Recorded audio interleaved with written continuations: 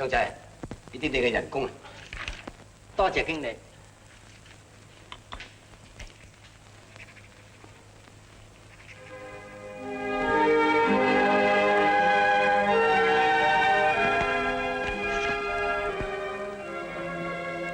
小姐，你睇呢種牌子啱唔啱咧？原子粒又係新力色，800幾蚊咋？800幾蚊咋？梗係唔係幾好嘅咧？呢種牌子都算幾好噶啦，幾好聲嘅。係咯，你橫掂中意聽古仔啫嘛，聽到咪得咯。咁有陣時我又中意聽下唱碟啊嘛。因為唱片機我哋都有，你中意咩牌子咧？咩牌子我又唔知啊，人哋話有隻2000幾蚊嘅喎。咁啊，嗱呢隻幾好嘅，呢隻2800幾蚊。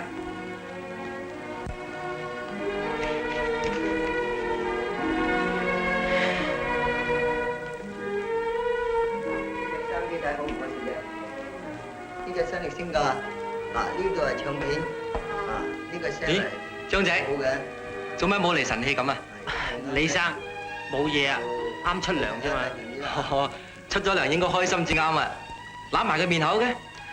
李生你知㗎啦，我一月得嗰100蚊，又要飲下涼茶，又要飛髮，又要洗衫，一個月點都要20幾蚊嘅，又要寄80蚊翻去，屋企4個人靠我食飯嘅，點夠啊？咁我幫你一啲啊！唔好啦，李生，上個月我借你50蚊都未還翻俾你。唔緊要，大家同事，話晒我人工都比你多幾倍啊嘛，冇乜所謂嘅。阿哥，你話我程度又唔曳啊，我又唔係唔勤力，喺度打咗4年工，一日由朝8點鐘做到夜晚10點，一個月做足30日，只得呢100蚊。咧，人哋買副收音機聽古仔啫，就2800幾啦。張仔，冇辦法咁多牢騷啦，話唔定你第日好過佢哋咧。你呢個洗住先啦，真係多謝晒你。即刻同我送去啦